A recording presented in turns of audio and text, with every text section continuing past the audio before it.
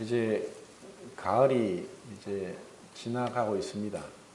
가을이 되면 항상 단풍이 떠오르고, 또 단풍을 보면은 저는 교회를 생각합니다. 왜 그러냐 하면은 단풍이 아름다운 이유는 여러 가지 색깔이 서로 조화를 이루기 때문입니다. 참 다양하죠. 같은 게 없습니다. 딱 동일한 색깔이 있더라도 유채꽃이나 붓꽃이 또 개나리가 또 동일한 색이지만 참 예쁘잖아, 그죠? 그런데 단풍은 색깔이 다 달라요. 그런데 참 예쁩니다. 조화가 이루어지니까. 이제 성도들도 마찬가지입니다. 사실 다양합니다. 이 다양하지만 그리스도로 이제 통일되어 있다는 것, 그것이 이제 하나로 연합되어 있다는 것이 이 단풍에서도 나타나는 것 같습니다. 그래서 단풍이 참 아름답지만 가까이 가보면은 결코 아름답지 않습니다. 하나하나 뜯어보면은 뭐 벌레 먹은 단풍잎도 있고, 또 색깔이 멀리서 보기에는 아름다웠는데 가까이 가니까 색깔이 그렇게 아름답지 않아요. 근데 그 단풍이 아름다운 것은 여러 많은 단풍잎들과 조화를 이루기 때문에 그렇습니다. 우리 성도들도 마찬가지인데 주님께서 이제 은혜를 주셨고 주님의 사랑을 입었고 또 죄사함 받고 의롭다함을 얻었고 또 신분적인 거룩함을 얻었기 때문에 존귀한 자입니다. 그런데 사실 우리의 상태는 여전히 죄인이죠. 그래서 가까이 가면서 이제 서로 상처를 주고 상처를 받고 이제 어려움이 됩니다. 근데 이것을 오늘 이제 출애굽기 24장을 통해서 이제 언약이 맺어지는 이것을 통해서 우리가 주님 안에서 어떻게 살아야 되는가 하는 것을 한번 생각해 보겠습니다. 출애굽기 24장입니다.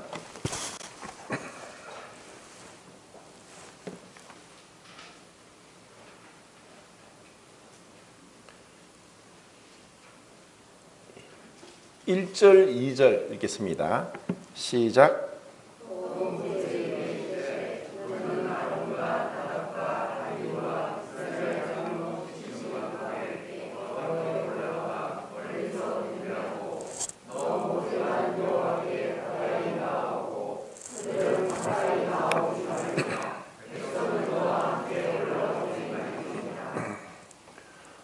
지금 이제 출애굽기를 잘 읽어보시면은 이제 20장 21절인가 거기서 모세가 흑암 속에서 이제 신의 산으로 하나님이 부르셔서 올라가는 장면을 보게 되는데, 그러고 나서 이제 율법이 수여되는 것을 봤습니다. 그리고 지금까지 이제 쭉 살펴봤었는데, 그런데 이제 지금 24장까지 오면서 모세가 내려왔다는 그러한 구절이 기록되지 않았어요. 그래서 이제 내려온 것을 특별히 기록하지 않았지만 다시 이제 하나님께 올라가는데, 이제는 아론과 또 나답과 아비후와 또 70명의 장로들과 함께하는 것을 봅니다.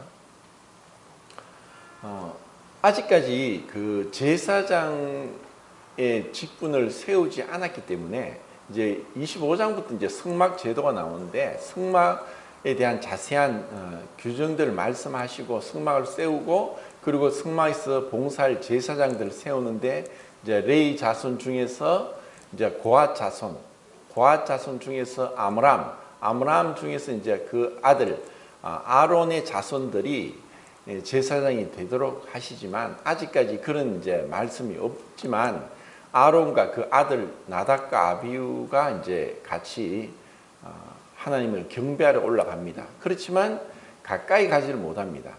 근데 멀리서 이제 경배를 하고 이제 모세에게 오라고 하셔서 이제 모세가 하나님 가까이 가는 그런 장면을 보게 되는데, 3절하고 7절을 한번 또 읽어보겠습니다. 3절, 7절 시작.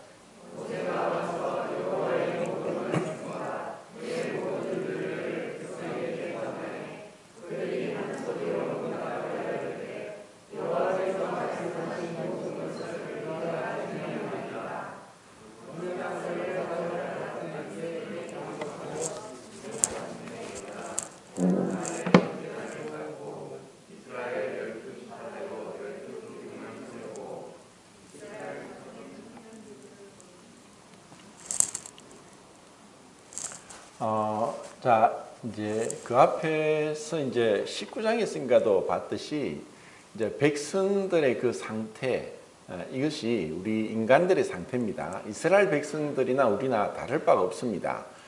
근데 이제 하나님께서 이제 율법을 주시고 이제 십계명하고 또 많은 이제 규례들이 이제 있죠. 우리가 이제 1장부터 살펴봤었는데 그것이 이제 뭐 사회법, 그렇게 뭐 민법, 상법 뭐 이런 쪽으로 여러 가지 법에 대한 규례들이 있습니다.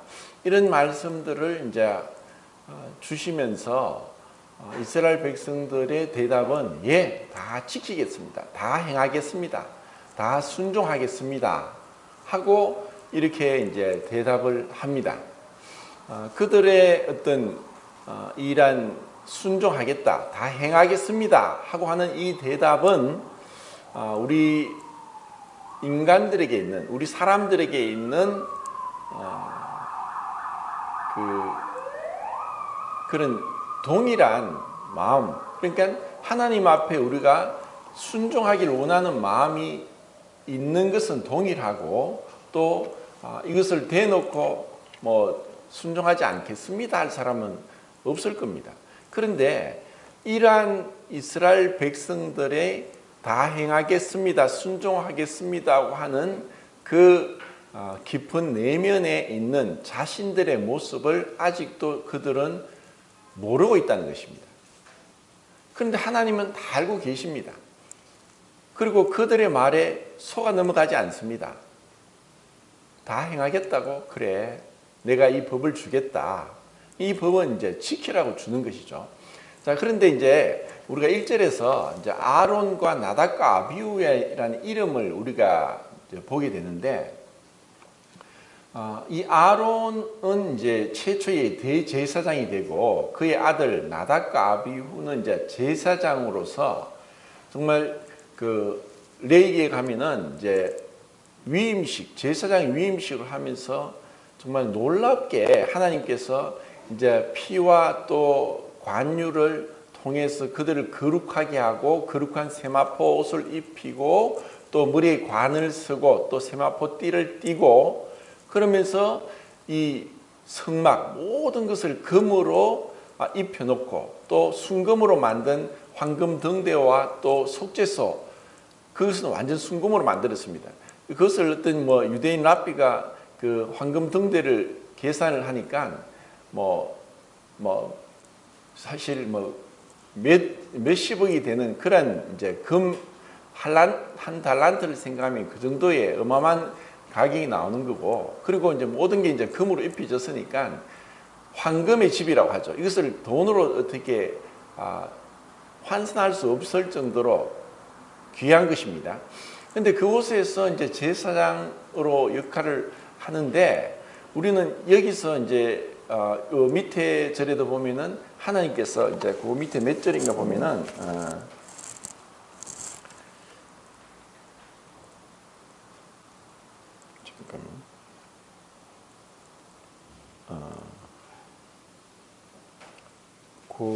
지금 찾지를 못하겠네.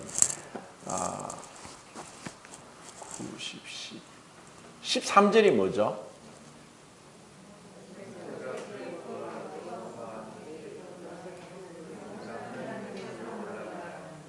예, 그 15절, 15절부터 마지막 절까지 한번 읽어봅시다. 시작.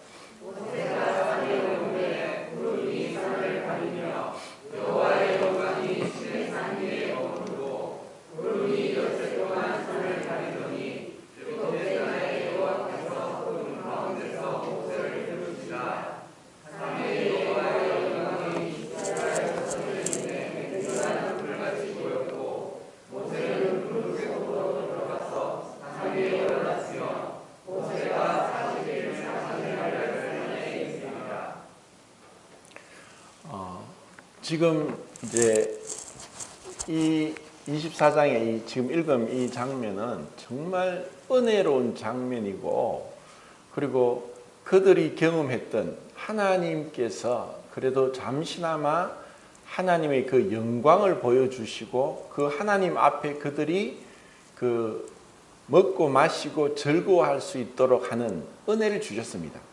근데 실제로 이렇게 되기 위해서 반드시 필요했던 것이 그 앞절에 있는 그 언약의 피를 뿌려서 그들이 하나님의 이런 축복을 받을 수 있는 근거를 이 언약의 피, 결국 제물인 소를 잡아서 번제와 화목제물을 드렸기 때문에 가능했다는 것을 우리는 기억해야 되고, 이것이 없었더라면 그들은 결코 하나님 앞에서 이렇게 황홀한 그런 장면, 마치 이것은 우리가 천국에서 누리게 될 그런 하나님의 아름다움을 이들은 잠시나마 맛보고 있다는 것을 우리는 알 수가 있습니다. 그런데 이렇게 이제 출애기 33장에 가면은 이제 모세가 하나님 영광을 보여달라고 했을 때 하나님 뭐라고 하시냐면은 나를 보고 살 자가 없다라고 말씀했습니다. 그리고 디모데전서 6장에서도 하나님은 볼 수 없다, 가까이 가지 못할 빛에 거하신다, 아무 사람도 보지 못하였다, 이렇게 이제 말씀하면서 하나님의 그 거룩하심에 대해서 이 이스라엘 백성들이 정말 잘 알지 못하고, 그리고 하나님의 법에 대해서 이 법은 모든 율법을 항상 행하지 아니하는 자는 저주 아래 있고, 또 모든 율법을 지키다가도 하나라도 못 지키면 모두 범한 자가 된다고 하는 어마어마하게 무서울 정도의 그 기준이 있는, 완벽하지 않으면 결코 하나님 앞에 나갈 수 없는 그런 하나님의 이제 거룩한 기준이 율법인데, 이것에 대해서 그들은 이것이 얼마나 하나님이 거룩하시고 이 법을 지킨다고 말했지만 그 말에 대해서 책임을 지지 못하면 그들은 죽임을 당할 수밖에 없다는 것을 그들은 모르고 있었습니다.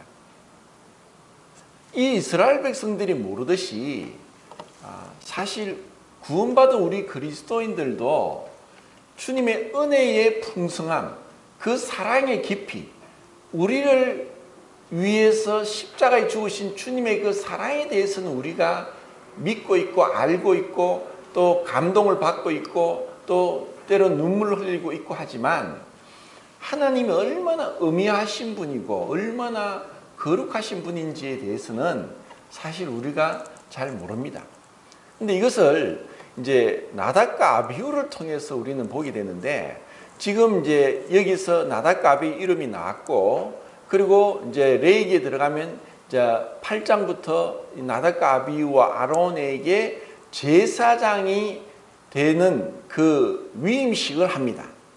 근데 그것은 정말 거룩한 위임식이고, 아무도 그 일을 하나님이 부르신 이들 외에는 누구도 할 수 없습니다. 사실 모세도 그 일을 하지 못하고 오직 아론과 나답과 아비후 제사장만 했습니다. 어떤 의미에서는 모세는 이제 그 하나님을 직접 시내산에 만났고 또 지성소에 들어갔다고 생각을 하는데, 모세의 어떤 아들들도 이 일을 감당하지 못합니다. 오로지 아론의 자손들만 대대로 이 제사장 직분을 감당하게 했기 때문에 나중에 이들의 사촌이죠, 레이가 이제 고핫과 게르손과 므라리를 낳았는데, 고핫이 아므람, 이스할, 헤브론, 우시엘 또 4명의 아들을 낳습니다. 아므람이 또 아론과 모세를 낳았는데, 그 아므람, 이스할의 아들이 고라입니다. 그러니까 이제 고라와 이제 아론의 자손 나답, 아비후는 사촌입니다. 그래서 이제 고라가 생각할 때, 우리 그 아버지가 레이 집하고 우리가 레이 자손인데 왜 아론 자손만 제사장 하느냐 하고 고라가 반역을 일으키죠. 그리고 이제 이스라엘의 이제 첫 번째 장자인 르우벤도 함께 가세를 합니다. 내가 장자인데 그 유대인의 상속법에 의하면 장자는 다른 아들보다 2배의 상속 몫을 받게 되어 있는데, 정작 르우벤이 아무것도 받지를 못하는 거죠. 모세도 또 그렇고 또 이게 이제 24장에 이제 모세가 이 시내산에 올라갈 때 또 함께 따라갔던 수종자가 있습니다. 그 사람이 여호수아입니다. 여호수아는 어느 지파입니까? 예? 에브라임 지파입니다. 그러니까 이제 이들이 이렇게 이제 나답과 아비후가 이렇게 하나님의 어떤 선택을 받고 이 영광스러운 이 제사장 직분을 감당할 수 있도록, 그리고 하나님 가까이 가서 경배 드리면서 가장 가까이서 누구도 할 수 없는 그 일을 그들은 위임 받아서 일을 하는데, 자, 레위기 10장을 한번 보겠습니다. 레위기 10장.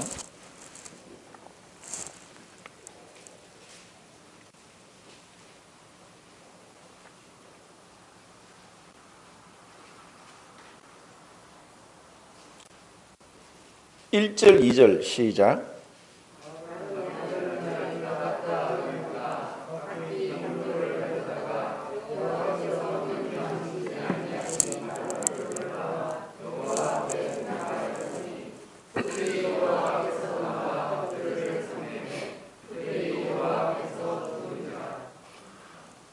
자, 우리는 여기서 정말 이렇게 끔찍한 모습을 보게 됩니다. 이제 제사장이 위임식을 다 하고 그들에게 피가 발라지고 기름이 발라지고 오른 깃뿌리와 오른손 엄지가락과 오른 엄지 발가락에 기름이 발라지고 아름답고 영화로운 그 제사장 옷을 입고 그렇게 했는데도 불구하고 이들이 다른 불을 드렸습니다. 그러니까 하나님이 정하신 번제단에 있는 불을 가지고 드려야 되는데 다른 불을 가지고 드림으로 인해서 그들이 그 제사장 옷을 입은 채로 그냥 하나님께서 불을 내서 그들을 타 죽게 했습니다. 근데 그들이 몸이 타서 즉각적으로 죽었지만 제사장 옷은 하나도 타지 않았습니다. 이제 여기서 우리는 무엇을 볼 수 있냐면은 하나님의 거룩하심과 위엄과 또 위대하심, 또 존귀하심을 우리는 여기서 볼 수 있습니다. 하나님을 우리와 같이 생각하고 우리 기준에 맞추어서 하나님을 생각해서는 절대로 안 된다는 것을 지금 나답과 아비후를 통해서 우리에게 말씀하고 있습니다. 그러고 나서 이제 이런 끔찍한 아들의 죽음을 받던 대제사장이 아론, 그리고 그의 동생들 엘라살과 이다말이죠. 그들에게 하나님 말씀합니다. 너희가 머리를 풀지 말고 진 밖으로 나가지 마, 성막 밖으로 나가지 마라.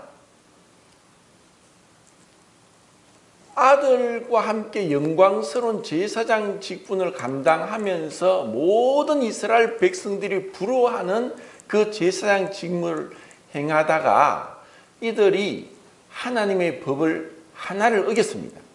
그것으로 인해서 즉각적으로 죽임을 당했습니다. 그리고 이러한 죽음으로 인해서 슬퍼하지 마라. 자기 자식이 죽었습니다. 그리고 그 형들이 죽은 것으로 인해서 동생들도 그렇고 아버지도 그렇고 슬픈 기색도 내지 못하고 그 성막에서 나가지도 못하고 그들이 직접 장례를 치르지도 못하고 그의 이제 다른 이제 친척이 이 일을 감당하도록 했다는 것입니다. 자, 우리는 여기서 무엇을 볼 수 있냐면은 10계명의 첫 번째 계명이 무엇이냐? 나 외에 다른 신을 네게 두지 말지니라. 자, 이것을 예수님이 해석하시기를 네 마음과 목숨과 힘과 뜻과 정성을 다해 주 너의 하나님을 사랑하라 라고 말씀했습니다. 그런데 이 계명은 모든 계명의 가장 중심되는 계명이고 다른 모든 계명을 어긴 것은 곧 1계명을 어긴 것입니다. 하나님을 사랑하지 아니한 것이 바로 죄고, 그리고 하나님을 사랑하는 것은 곧 하나님의 말씀대로 행하지 않는 것이 곧 죄라는 것을 우리는 여기서 볼 수 있습니다. 그러면 이 나답과 아비후가 우리에게 주는 교훈은 무엇인가? 자, 이것을 우리가 잘 우리에게 적용을 해야 되는데, 우리가 여전히 율법 아래 있다면은 이런 말씀을 통해서 이제 이 말씀을 듣는 성도님들이 어떻게 되겠습니까? 얼마나 두렵겠습니까? 떨리겠습니까? 얼마나 조마조마하겠습니까?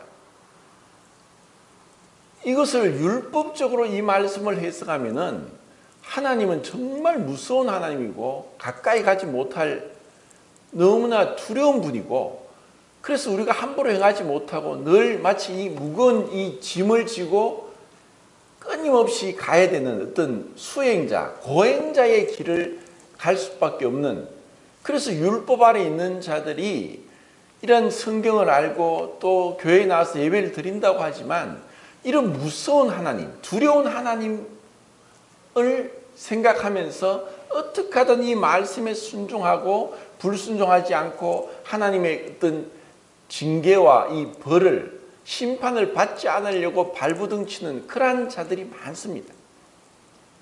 그런데 우리는 은혜롭게 이 말씀을 보고서도 나답과 아비후가 제사장 직분을 감당했지만, 그리고 피가 발라졌고 거룩한 기름을 바르고 그렇게 제사장 옷을 입고 성막에서 하나님을 섬기는 일을 감당했음에도 이들이 하나님이 명하지 않는 다른 불을 들임으로 즉각적인 죽임을 당한 것이 우리에게는 이루어지지 않고, 우리는 죄사함 받고 은혜를 구원받고 이제는 천국의 시민권을 가진 자가 되었고, 언제 어느 때라도 우리는 하늘나라 들어가기에 조금도 부족함이 없다는 것, 우리의 행위에 상관없이 하늘나라에 갈 수 있다는 그러한 은혜 안에 들어온 자라는 것을 우리는 알고 있습니다.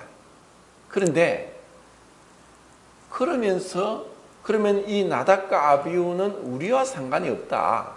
우리와 상관이 없으니까 우리는 혹 잘못하더라도 그 잘못으로 인해서 이러한 벌을 받고 징계는 받지 않는다 하는 것이 사실 복음이고 은혜라고 생각을 합니다. 그런데 이렇게만 생각한다면은 또 이것은 큰 오산입니다. 우리가 하나님을, 빌립보서 2장 12절 말씀이 무엇입니까? 두렵고 떨림으로 너희 구원을 이루라. 자, 구원은 이제 시작되었습니다. 우리는 영적으로 출생을 했습니다. 이제 성장하고 자라가야 되는데, 어떻게 우리가 자라가고 이 어린아이 상태에 머무르지 않고, 그리고 하나님을 기쁘시게 하고 그분이 기뻐하시는 그러한 장성한, 그리스도의 장성한 분량에까지 자라가고 믿는 것과 아는 것이 하나가 되어 온전한 사람이 되어 가야 되는 그런 과정 가운데 있는데, 구원은 받았고 또 은혜가 무엇인지 알고 이제 이 놀라운 이 거듭남 가운데, 새 생명 가운데 살아가고 있으면서도 이런 하나님의 거룩하심, 엄위하심, 그리고 정말 그분의 위대하심에 대해서 우리의 삶 가운데서 나타나지 않는 건 많다는 것입니다. 그건 왜 그런가? 왜 그러한 일이 일어날까? 사실 제가 이렇게 신앙생활하고 또 이렇게 목회를 하면서 사실 이것이 숙제입니다. 왜 우리가 잘하지 못할까? 왜 하나님을 하나님에게 그렇게 온전하게 믿어가고 하지 못할까? 이것을 생각하면서 나답과 아비후를 이제 여러 방면으로 한번 이렇게 적용을 해보겠는데, 우선은 이 나답과 아비후는 천사라고 생각할 수 있습니다.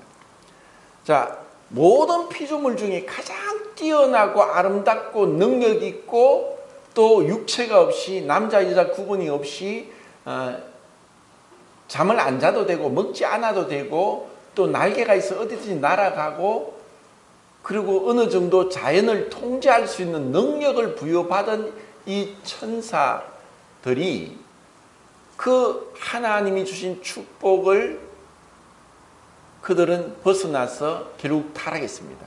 그래서 그들은 마귀가 되었습니다. 얼마나 안타까운 일입니까?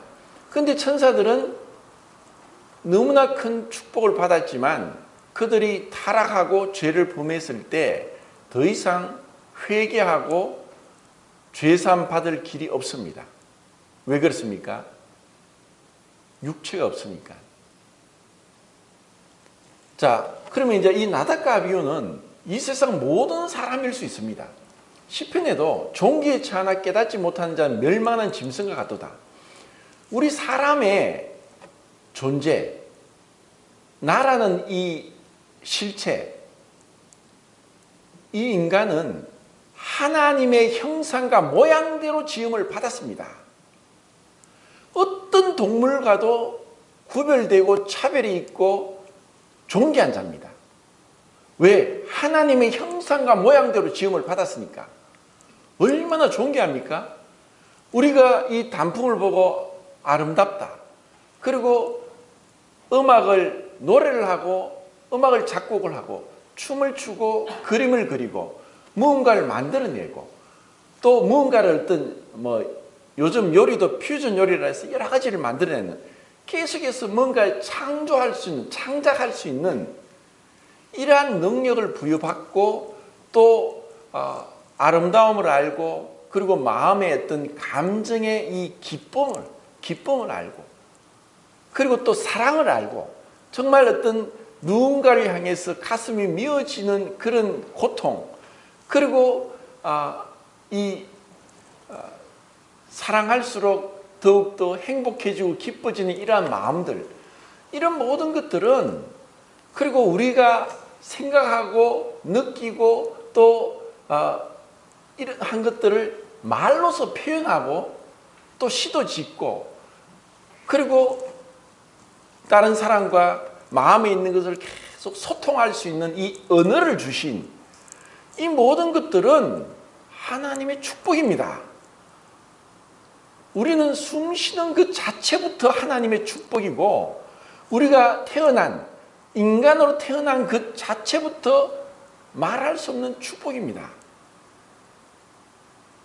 그것에 대해서 정말 감사하고 하나님 앞에 찬양과 경배를 드릴 수 있습니다.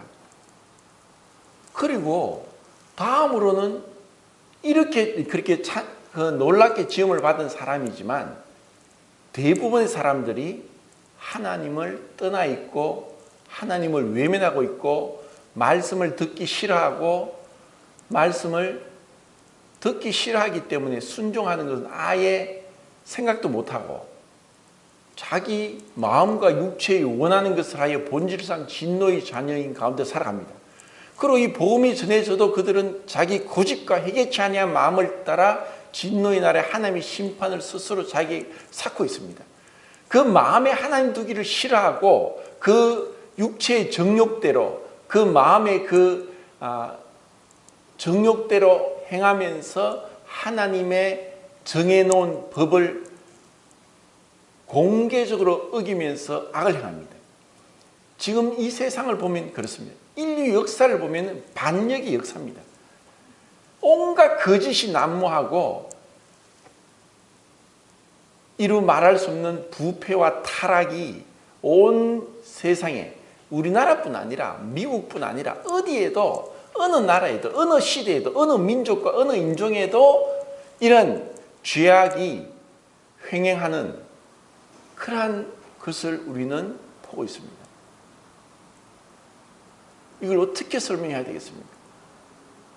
자, 그러면 구원받은 그리스도인들을 생각해 봅시다. 자, 우리는 이제 구원받았기 때문에 은혜로 구원받았기 때문에 우리 행위로 의롭다움을 얻은 것이 아닙니다. 그래서 우리는 분명하게 알고 있습니다. 비록 내가 넘어지고 자빠질지라도 의인은 7번 넘어질지라도 아주 엎드러지지 아니하면 여호와께서 오른손으로 그를 붙드심이라. 우리는 살아가면서 넘어지고 자빠집니다. 또 내가 원하든 원하지 않든 죄를 범하고 실수하고 또 의도적이든 그렇지 않든 죄를 범합니다. 그러면 그것으로 인해서 우리가 주님 앞에 내가 심판을 받고 징계받고 지옥 갈까 두려워하지 않는, 비록 이렇게 넘어지고 자빠질지라도 이런 나 같은 자를 사랑하시는 그 주님의 은혜를 생각하며 오히려 죄 가운데서도 감사할 수 있다는 것. 이것이 믿지 않는 자들에게는 정말 이해 못할 일이지만 우리는 그것을 경험하고 있습니다. 그래서 이 나답과 아비후를 보더라도 우리는 이것은 나에게 이런 일은 해당하지 않는다라고 이제 생각하면서 지나갈 수 있습니다. 그렇지만 그것이 정말 주님이 원하는 것일까? 그러면은 하나님의 법은 이렇게 온전하고 그리고 그것은 1.1에게라도 천지가 없어지기 전에 내 말이 없어지지 아니하리라고 했고 이 말씀이 너무나 명확하게 그것을 어기는 것은 하나님의 거룩함을 훼손하는 것이고 그것은 용납되지 못할 것이다. 그런데 이것을 우리는 믿음 안에 산다고 하면서 얼마나 많이 불순종하면서도 죄책감이 없고 그리낌이 없고 통회함이 없고 그러면서 나는 부자다 부유하여 부족한 것이 없고 나는 저 죄인들과 세상 사람과 같지 아니하고 나는 하나님께 예배를 드리고 있고 말씀을 읽고 있고 기도하고 있고 이렇게 생각하면서 마음이 교만해지면은 또 우리는 죄 가운데 행하면서 죄가 죄인 줄 모르며 살아가게 된다는 것입니다. 자, 나답과 아비후가 이제 우리 그리스도인에 대조하면은 이 나답과 아비후가 몰랐던 것은 자기가 잘나서 그런 것이 아니라 다만 아론의 아들로 출생했기 때문에 그들은 제사장 직분을 감당하도록 되었습니다. 우리에게도 마찬가지입니다. 우리가 예수 그리스도를 주와 구주로 믿음으로 하나님의 자녀로 태어났습니다. 우리는 하나님의 자녀입니다. 그래서 우리는 하나님을 아버지라고 부르면서 누구보다 친근하게 그리낌 없이 담대하게 그 은혜의 보좌 앞으로 믿음으로 나아갈 수 있습니다. 예수 그리스도의 피를 힘입어서 그 은혜를 힘입어서 그리고 우리가 믿음으로 주님 앞에 그리스도의 이름으로 하나님 아버지 앞에 우리는 예배드리고 가까이 나갈 수 있도록 하셨습니다. 그러면 이것이 우리가 얼마나 존귀한 자인지를 알아가는 것. 자, 이것을 제가 한번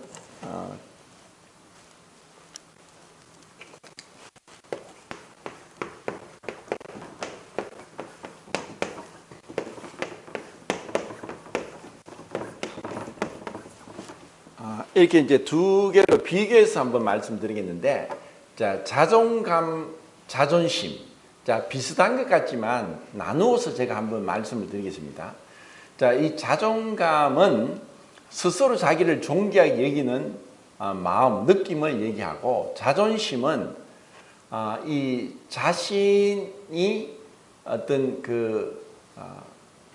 결코 뭐 나쁜 사람이거나 열등한 사람이거나 하지 않는 자기를 지키고 있는 최소한의 어떤 인간으로서 한 인격으로서의 자신을 지키는 마음이라고 볼 수 있습니다.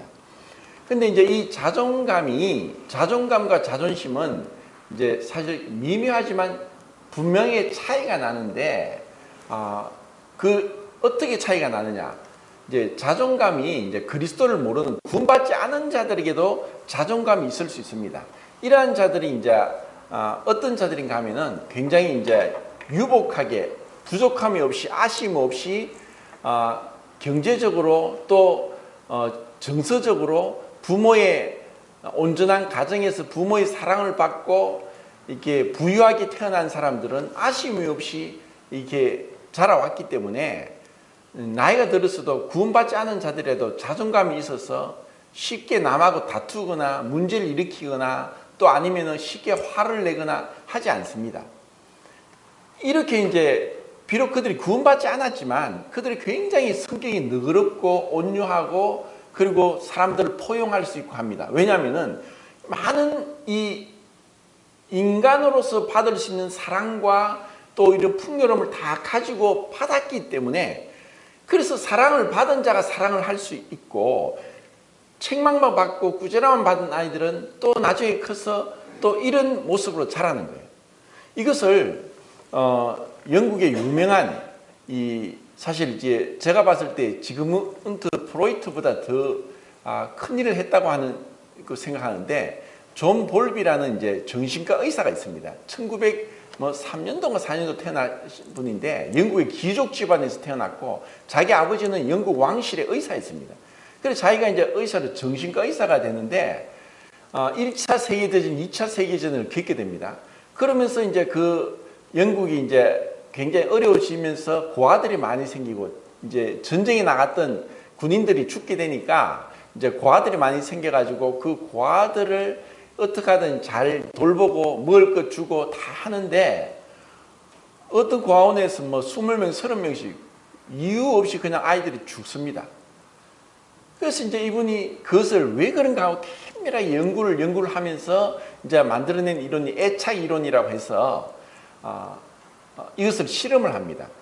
이제 흥겁으로 이제 원숭이를 만들어 놓고 또 한쪽에는 철사로 원숭이를 만들어 놓고 갓 태어난 원숭이를 이제 그 안에 둡니다. 그래서 철사로 만든 원숭이 어미에게 그 먹을 것, 우유하고 먹을 것을 주고 흥겁으로 만든 인형 원숭이에게는 아무것도 안 주었습니다. 그런데 이 아기 원숭이가 뭘 하느냐 하면은 이 철사로 만든 그 원숭이에게 있는 먹이를 먹고 나서는 곧바로 흥겁으로 만든 원숭이에게 안겨서 잠을 자고 그곳에 계속 있다는 겁니다. 그러면서 이제 이 동물도 그렇고 사람도 그렇고 우리에게는 어떤 먹을 것과 입힐 것과 뭐 시킬 것 이런 것을 어린아이에게도 주어져야 되지만 부모님의 사랑, 보호, 그리고 인정 이러한 것들 가운데서 우리는 정서적으로 안정을 찾고 이것이 인격적으로 좀 온유한 사람, 그리고 너그럽고 관용적인 사람, 그리고 자기의 분노를 잘 다스릴 수 있고 쉽게 화를 내지 않고 하는 이런 온전한 교양을 갖춘 사람으로 자라간다는 것을 이제 발견하게 된 것입니다. 자, 그러면 우리 그리스도인들은 봅시다. 우리 그리스도인들은 사실 이제 이런 유복한 가정에서 자란 그리스도인도 있고 그렇지 않고 정말 결손 가정에서 또 어떤 부모의 사랑을 받지 못하고 또 심지어 학대를 받고 또 부모가 버리기까지 해서 이런 그리스도인들도 있습니다. 그런데 그렇게 불우한 어린 환경을 통해 자랐다 할지라도 구원받았다는 것, 하나님의 사랑을 받고 죄 용서를 받고 그 은혜를 깨달았다는 것, 이 하나님의 자녀가 되었다는 그 하나가 그 믿음이 분명하고 확실하다면은 이 하나님의 사랑을 받은 것으로 인해서 우리가 어릴 때 충족되지 못한 것을 충분히 극복하고 이겨낼 수 있는 힘이 주어진다는 것입니다. 그래서 그런 자들은 자존감, 정말 내가 존귀한 자다. 성도는 존귀한, 땅에 있는 성도는 존귀한 자다. 그 어떤 것도 부럽지 않고 어떤 마음의 어떤 삶에서 우리의 능력의 부족, 결핍이나 아니면 어떤 경제적인 결핍이나 또 뭐 여러 가지 어떤 육체적인 어떤 장애나 이런 많은 것을 어려움을 겪지만 하나님이 나를 사랑한다. 내가 비록 그보나 아름답다. 내가 계달의 장목 같을지라도 솔로몬의 휘장 같도다. 하면서 그 주님의 사랑에 풍족히 젖어들고 그 안에서 충만하게 가득 들어가게 되면 내 잔이 넘치나이다. 내 잔이 넘치나이다. 내 마음에서 기쁨이 넘치고 찬양이 넘치고 주님만 생각해도 이 춤을 덩실덩실 출 정도고 이러한 마음들이 있게 되는 것, 그것이 진정한 그리스도의 자존감입니다. 그 자존감이 있을 때 자존감이 정말 주님으로부터, 그렇지만 이 자존감이 있을지라도 늘 한 가지는 늘 이제 있는데 그게 뭐냐면 율법으로 인해서. 자, 율법은 첫 번째 율법을 통해서 죄를 깨닫습니다. 그리고 두 번째 율법은 율법을 지킴으로 어렵다함을 얻지 못한다는 것을 깨닫게 하는 것이 율법입니다. 그리고 세 번째, 구원받은 자. 율법을 지킴으로 어렵다면 얻지 못하고 예수 그리스도를 믿음으로 어렵다면 얻은 자들에게는 이 율법을 통해서 내가 삶 가운데서 거룩하지 못하구나. 내가 이 상태는, 신분은 의인이지만 내 상태는 죄인이구나. 내가 이 말씀을 순종하지 못하구나 하는 것을 깨닫게 되는 것이 우리 그리스도인들에게 율법의 용도입니다. 그래서 우리는 하나님 앞에서 내가 늘 사도 바울이 고백한 것처럼 모든 성도 중에 지극히 작은 자보다 더 작은 자고, 그리고 나는 사도라 부름을 감당치 못할 자고, 그리고 나는 죄인 중에 괴수다라고 고백한 것처럼, 오라 나는 공고한 사람이로다. 선을 행하는 자에게 악이 존재하고 내 마음으로는 하나님의 법을 즐거워하지만 육신으로는 이 죄의 법을 섬기고 있다는 것을 고백하면서 내 안에 있는 이 육체, 옛사람의 본성, 이 죄의 그 깊은 뿌리가 얼마나 깊고 무서운가를 깨달아 아는 것입니다. 그럼에도 불구하고 이런 나를 사랑하신 주님 안에서 기뻐하고 즐거워할 수 있고 감사할 수 있는 그것이 자존감입니다. 그런데 우리가 하나님의 사랑 안에서 이런 자존감이 충족되지 못할 때에 그때 우리는 자존심만 생깁니다. 그래서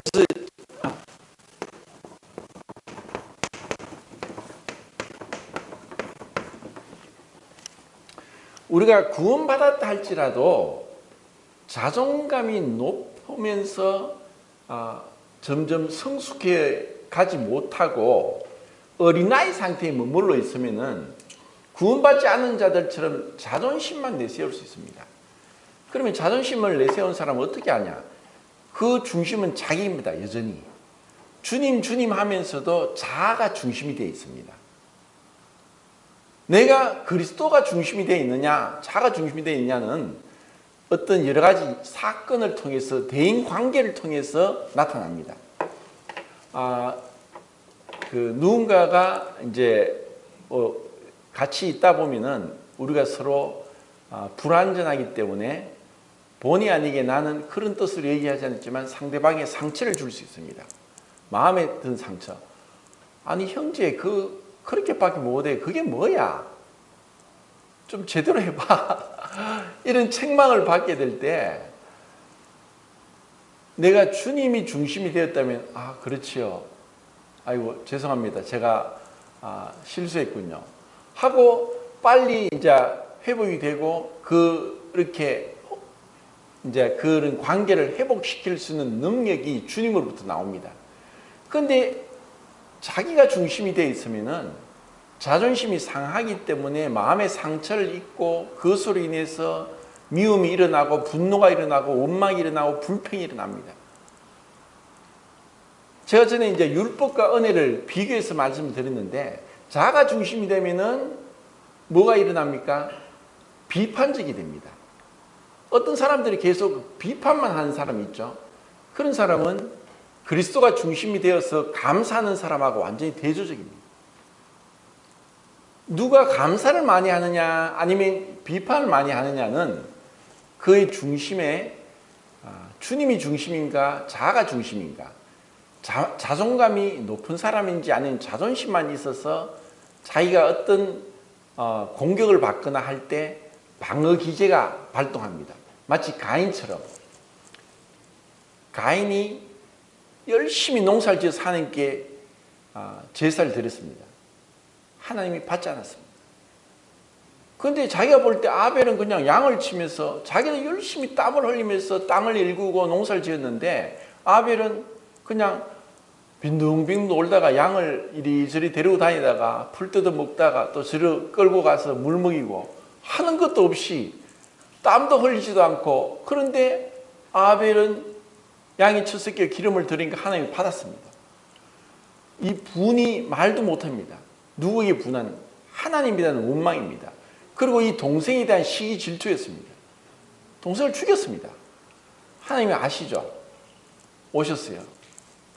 네 아우 아벨이 어디 있느냐?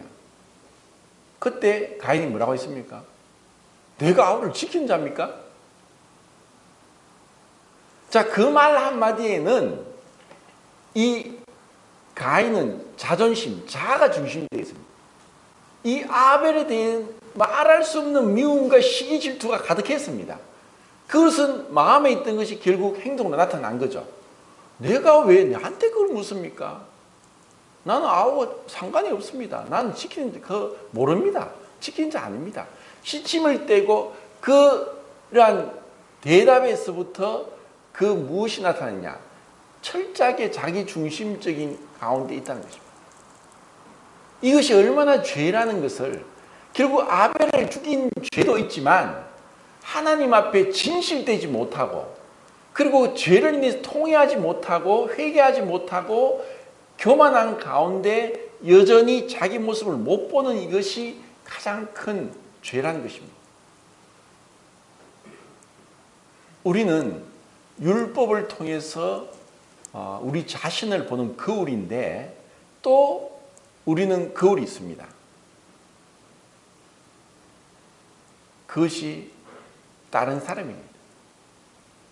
성도들이고 가족이고 배우자입니다. 그들을 통해서 우리는 그들의 모습을 보지만 정작 그들을 통해서 나도 저렇구나. 내 안에 어떤 죄가 있는가를 보면서 이런 대인관계를 통해서 내가 하나님 앞에 그리스도께로 가서 나는 죽고 그리스도가 나타나도록 그리스도의 죽음에 연합되고 부활에 연합될 수 있는 그러한 어떤 승리의 비결을 살 수 있도록 우리 자신이 주님 앞으로 나가는 것입니다. 그것이 우리가 믿음 안에서 자라가는 그 비결인데 다른 사람들을 보면서 그들의 허점, 허물, 결점, 죄를 지적하고 비난하고 정죄하고 불평하고 원망하면은 그것보다 더 비참한 것이 없습니다. 그러면 어떻게 보면 이것은 결국 뭐냐? 자기가 중심이 돼서 자기가 재판장이 되는 것입니다. 우리가 보는 것은 우리는 종이지 똑같은 종이 다른 종 보고 야 니는 왜 그래? 할 자격이 없습니다. 주인만이 그 종에게 나무랄 수 있습니다. 그래서 요한계시록에 7교회가 있는데 그 7교회에 칭찬과 책망을 하는 분은 교회의 머리 대신 예수 그리스도입니다. 우리는 함부로 어떤 교회를 향해서 그 교회가 어떻고 저떻고 우리가 얼마나 안다고 그 사람에 대해서 얼마나 안다고 빙산의 일각인데 누구든지 지금 우리도 성도님들 그렇습니다. 우리가 성도님들 보고 판단하는 것은 빙산의 일각입니다.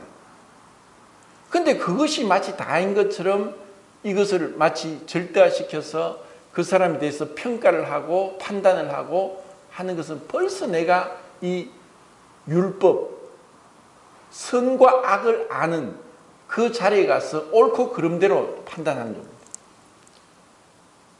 선악을 알게 하는 것은 결국 율법은 옳고 그름을 이것은 하라, 이것은 하지 말라 하는 것인데 주님이 원하는 것은 생명입니다. 그것의 반대는 사랑입니다. 주님이 우리를 구원받게 하고 왜 빨리 천국 데려가지 않고 여기 놔두느냐? 사랑을 배우게 하기 위해서. 왜냐하면 천국에 가면 사랑만 있으니까. 이곳에 둔 것은 우리가 가정을 꾸리고 교회에서 교회 생활하고 하는 것은 정말 나에게 사랑이 없구나. 내가 정말 이 사람을 사랑할 만한 그런 것이 내게 없다는 것을 깨달음으로 인해서 주님의 도움을 받고 주님, 저에게 사랑이 없어요. 주님이 나를 통해 나타나도록 주님 제가 그리스도와 함께 죽은 자로서 주님 말씀에 의지합니다 하고 나가지 않는다면 우리는 온전한 가정생활, 교회생활을 할 수 없습니다. 그럼 이것을 어떻게 이루가 우리가 그렇게 주님 말씀대로 살아갈 수 있을 것인가? 아까 레위기 말씀을 봤죠.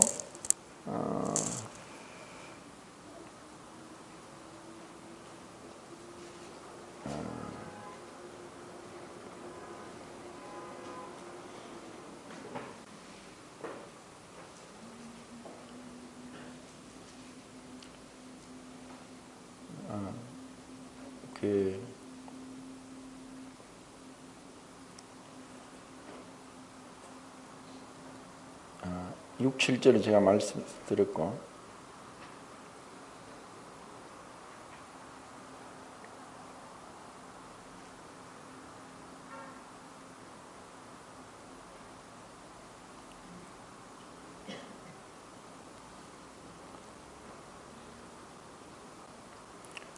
제가 찾지를 못하겠네.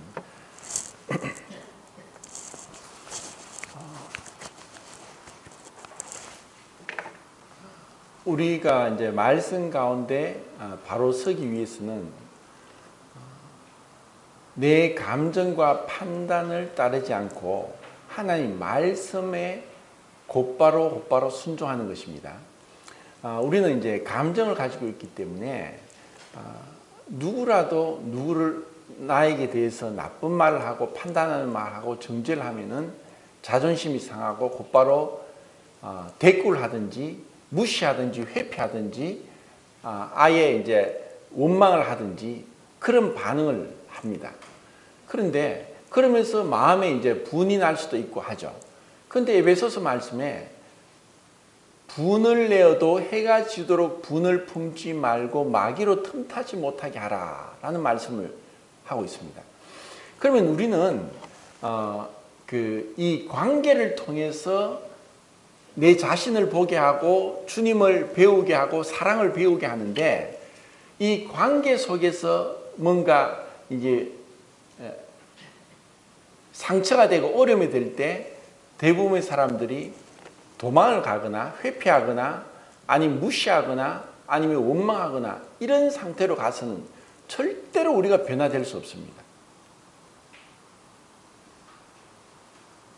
자, 이것을 이제 실제적으로 이제 이런 일이 일어났다. 자, 우리가 같이 교회 생활을 하거나 아니 가정 생활을 하면서 누군가 나에 대해서 좋지 않은 말, 어떤 혹시 내가 부족하니까 내가 내 자신의 약점을 알고 있는데도 그것을 대놓고 이러지 마라, 그렇게 안 된다 하고 이렇게 책망을 하거나 아니면 그 어떤 나무라거나 했을 때 우리는 대뜸 화를 내고 대들 수도 있지만 그럴 때 우리가 그렇습니까? 그렇죠. 제가 좀 그런 점이 있습니다. 그렇게 해서 내 때문에 당신이 어렵다면 죄송합니다 하는 이러한 어떤 겸손한 마음으로 상대방과의 어떤 관계를 계속해서 화목시켜가는 그러한 것이 중요합니다. 그래서 히브리서에는 모든 사람으로 더불어 화평함을 이루어라. 이것이 없이는 주를 보지 못하리라. 이 화목되기 위해서 화목 제물 대신 그리스도, 원수된 우리를, 하나님과 원수된 우리를 위해서 그분이 화목 제물이 되셨습니다. 피가 흘려졌습니다. 자, 출애굽기 24장에서 언약의 피가 뿌려졌습니다. 번제와 화목 제물이 제사를 드리고 피가 뿌려진 것을 우리는 봅니다.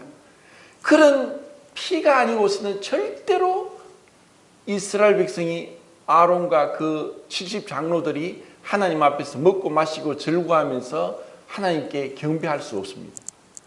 우리에게 이런 화목하게, 관계를 화목하게 하고 부드럽게 하는 것은 바로 그리스도입니다. 그리고 이것이 매주마다 있는 떡과 잔이 단순히 어떤 상징적으로 떡과 잔을 의미하는 것이 아니라 주님의 그 죽으심, 죄를 단번에 끝내심, 그리고 우리 자아중심적으로 분노가 일어나고 원망이 일어나고 또 시기 질투가 일어나고 이런 불순종이 일어나는 것들을 떡과 잔을 바라보면서 이것이 매일매일 매 순간 나에게 적용되도록 하는 것, 이것이 우리에게 참 필요합니다.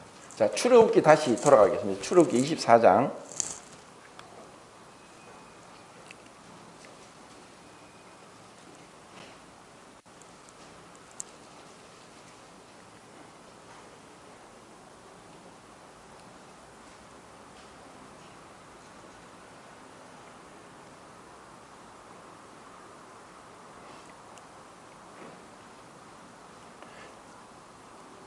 9, 10, 11절 읽겠습니다. 시작.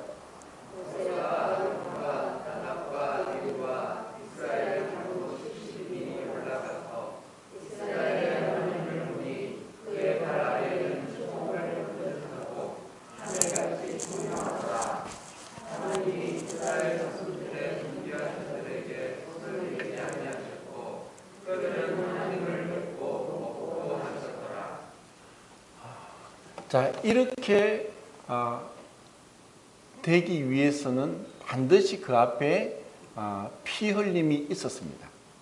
자, 우리에게 있어서 주님이 바로 원하시는 것이고, 주님이 화목 제물이 되셔서 하나님 아버지와 원수된 우리를 화목시켰듯이, 이제 우리도 이 땅에서 화목케 하는 직책을 받았고, 그리고 화목하게 되기 위해서 주님이 그랬듯이 그 주님의 그 그리스도의 십자가에 연합되어 가는 것을 계속적으로 내 삶에 적용하는 것이 우리 그리스도인 삶입니다. 그래서 누구하고도 우리가 절대로 원수지거나 원망하거나 미워하거나 해서는 안 됩니다. 이것을 계속 품고 있다는 것은 가장 무서운 바이러스를 안고 있는 것 같습니다. 그것은 파괴적인 것이고 마귀가 그것을 통해서 우리를 무너뜨리고 성장하게 하지 못하게 하는 것입니다. 우리는 그때 정말 주님으로부터 이런 스스로 내 안에서 이런 모든 미움이나 판단이나 또 원망이나 불평들을 없애고 감사로 주님 앞에서 내 자신을 바라보면서 또 상대방의 허물과, 비록 상대방이 어떻게 할지라도 주님은 우리에게 말씀했습니다. 너를 모욕하는 자가 있느냐? 그러면 자존심이 있는 사람들, 자아가 중심적인 사람들은 똑같이 욕을 하죠. 그런데 우리 그리스도인들은 주님으로부터 존귀함을 받은 자이니까 누군가 나를 모욕할 때 뭘 합니까? 기도하는 겁니다. 누군가 나를 저주합니다. 그럼 뭘 해야 됩니까? 축복하는 것입니다. 자, 그러면 우리는 생각할 때 누군가 나를 모욕하고 저주하고 한다면은 나를 욕하는 자를 향해서 축복하는 건 쉽지 않습니다. 그런데 우리는 어떻게 해야 됩니까? 내 느낌, 내 감정, 내 기분, 내 판단을 따릅니까? 아니면 말씀을 따릅니까? 자, 나답과 아비후는 무슨 큰 잘못을 저질렀습니까? 하나님이 명하지 않는 다른 불을 들였어요. 불을 들이지 않은 게 아니라 다른 불을 들인 거예요. 자기 생각대로. 우리가 어떻게 말씀 가운데 승리하는 삶을 사는가? 정말 내 마음은 동일하게 우리는 아담의 후손으로서, 가인의 후손으로서 그와 같은 나를 욕하고 나를 저주하면은, 나를 비난하면은 똑같은 마음이 듭니다. 그때 우리는 하나님 말씀으로 우리 자신의 감정과 우리의 어떤 자존심으로 인해서 무너지는 것을 회복시키면서 기도하고 축복하고, 그가 나를 원수같이 대하면 사랑해서 그를 섬겨주고, 이렇게 말씀에 순종하는 것, 이것이 이 나답과 아비후가 우리에게 주는 교훈이라고 생각합니다. 그러면 우리에게 있어서 우선순위가 정해집니다. 내 삶의 우선순위가 무엇입니까? 하나님을 기쁘시게 하는 겁니다. 머리로는 알고 있는데 우리가 마땅히 그리스도인으로서 해야 될 의무, 책임을 하지 않고 내 기분과 또 환경의 형편대로 왔다 갔다 하는 사람은 야고보서에 나온 대로 두 마음을 품고 마치 파도에 이리저리 흔들리는 배와 같이 요동하면서 정함이 없는 자다. 우리가 주님으로부터 마음이 굳건하게 정해져 있으면은 내가 진짜 어렵고 힘들더라도 주님, 제가 주님 앞에 갈 때까지 예배 드리는 삶은 반드시 제가 지키겠습니다. 그리고 사랑하라고 했으니까 내가 미움이 들고 판단이 들고 원망이 들더라도 사랑하라고 말씀하셨으니까 말씀에 순종해서 사랑하겠습니다. 분을 내어도 해가 지도록 분을 품지 말라고 했으니까 분이 나지만 제가 이것을 주님 앞에 내려놓고, 주님은 나를 향해서 그렇게 오래 참으셨는데 제가 오래 참게 해주십시오. 이렇게 해서 우리의 생각들이 말씀에 의해서, 내 감정들이 말씀에 의해서 지배되고 그것에 의해서 순종하고 따라갈 때, 그때 주님이 원하는 그런 온전한 그리스도인의 장성한 분량까지 살아갈 수 있다는 것입니다. 이건 쉽지 않지만 이것을 연습해야 됩니다. 그리고 이 교회 안에서 하나님이, 저는 고린도서 12장 13절 말씀대로 유대인이나 헬라인이나 종이나 자유자나 다 한 성령으로 세례를 받아 한 성령, 한 몸이 되었고 한 성령을 마시게 하셨느니라. 우리는 우주적인 교회의 한 지체가 되었지만 또 한 지역 교회의 한 지체가 되었습니다. 여기에는 다양하게 우리를 성숙시키고 변화시키고 우리의 옛사람의 내 죄성을 보면서 내가 어떠한 자인지를 보게 하시면서 나의 거울이 되어서 내가 주님 앞에 가서 변화될 수 있도록 하는 나의 선생들이고 나를 교훈하는 훌륭한 그 모델이라는 것을 아셔야 됩니다. 생각할 때 저 사람만 없으면 좋겠다. 저 형제만, 저 자매만 없으면 내가 마음이 편하겠다. 욥은 그 마음에라도 누구를 미워한 것이 있었을까? 자식들이 그것으로 인해서 번제를 드리고 제사를 드렸습니다. 하나님은 다 알고 계십니다. 같은 교회 안에 있으면서 또 한 지붕 밑에서 가족으로 살면서 이 자신의 감정, 분노를 처리하지 못하고 그리스도로 인해서 화목하게 하지 못하는 것은 죄입니다. 그리고 이것을 빨리 해결해야 되고, 그리고 어떠한 것보다도 내 말씀에 알고 있으면서도 순종하지 않는 것도 죄입니다. 우리의 삶의 우선순위가 무엇입니까? 모이기를 힘쓰고 예배 드리는 것, 말씀을 읽고 묵상하는 것, 기도하는 것, 그리고 성도를 돌아보고 사랑하는 것, 이와 같은 모습을 통해서 정말 우리가 주님의 엄미하심과 또 주님의 그 은혜를 깨달아 알 수 있길 바랍니다. 이상입니다.